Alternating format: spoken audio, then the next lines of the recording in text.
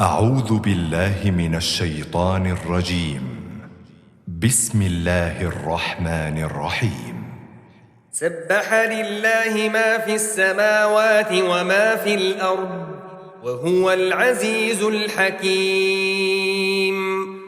هو الذي أخرج الذين كفروا من أهل الكتاب من ديارهم لأول الحشر ما ظننتم أن يخرجوا وظنوا أنهم مانعتهم حصونهم من الله فأتاهم الله من حيث لم يحتسبوا وقذف في قلوبهم الرعب يخربون بيوتهم بأيديهم وأيدي المؤمنين فاعتبروا يا أولي الأبصار. ولولا أن كتب الله عليهم الجلاء لعذبهم في الدنيا ولهم في الآخرة عذاب النار. ذلك بأنهم شاقوا الله ورسوله ومن يشاق الله فإن الله شديد العقاب. ما قطعتم من لينة أو تركتموها قائمة على أصولها فبإذن الله وليخزي الفاسقين. وما أفاء الله على رسوله منهم فما أوجفتم عليه من خيل ولا ركاب ولكن الله يسلط رسله على من يشاء والله على كل شيء قدير. ما أفاء الله على رسوله من أهل القرى فلله وللرسول ولذي القربى واليتامى والمساكين وابن السبيل كي لا يكون دولة بين الأغنياء منكم. وما آتاكم الرسول فخذوه وما نهاكم عنه فانتهوا واتقوا الله إن الله شديد العقاب. للفقراء المهاجرين الذين أخرجوا من ديارهم وأموالهم يبتغون فضلا من الله ورضوانا وينصرون الله ورسوله أولئك هم الصادقون. والذين تبوأوا الدار والإيمان من قبلهم يحبون من هاجر إليهم ولا يجدون في صدورهم حاجة مما أوتوا ويؤثرون على أنفسهم ولو كان بهم خصاصة ومن يوق شح نفسه فأولئك هم المفلحون. والذين جاءوا من بعدهم يقولون ربنا اغفر لنا ولإخواننا الذين سبقونا بالإيمان ولا تجعل في قلوبنا غلا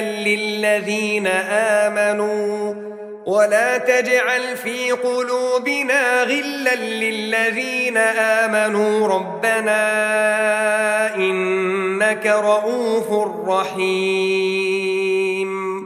ألم تر إلى الذين الذين نافقوا يقولون لإخوانهم الذين كفروا من أهل الكتاب لئن أخرجتم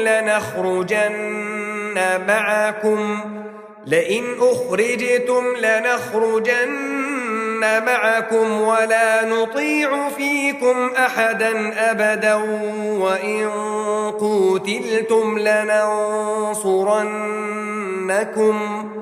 وإن قوتلتم لننصرنكم والله يشهد إنهم لكاذبون لئن أخرجوا لا يخرجون معهم ولئن قوتلوا لا ينصرونهم ولئن نصروهم ليولن الأدبار ثم لا ينصرون لأنتم أشد رهبة في صدورهم من الله ذلك بأنهم قوم لا يفقهون لا يقاتلونكم جميعا إلا في قرى محصنة أو من وراء جدر بأسهم بينهم شديد تحسبهم جميعا وقلوبهم شتى ذلك بأنهم قوم لا يعقلون كمثل الذين من قبلهم قريبا ذاقوا وبال أمرهم ولهم عذاب أليم كمثل الشيطان إذ قال للإنسان اكفر فلما كفر قال إني بريء منك إني أخاف الله رب العالمين فكان عاقبتهما أنهما في النار خالدين فيها وذلك جزاء الظالمين يا أيها الذين آمنوا اتقوا الله ولتنظر نفس ما قدمت لغد واتقوا الله إن الله خبير بما تعملون ولا تكونوا كالذين نسوا الله فأنساهم أنفسهم أولئك هم الفاسقون لا يستوي أصحاب النار وأصحاب الجنة أصحاب الجنة هم الفائزون لو أنزلنا هذا القرآن على جبل لرأيته خاشعا متصدعا من خشية الله وتلك الأمثال نضربها للناس لعلهم يتفكرون هو الله الذي لا إله إلا هو عالم الغيب والشهادة هو الرحمن الرحيم هو الله الذي لا إله إلا هو الملك القدوس السلام المؤمن المهيمن العزيز الجبار المتكبر سبحان الله عما يشركون هو الله الخالق البارئ المصور له الأسماء الحسنى يسبح له ما في السماوات والأرض وهو العزيز الحكيم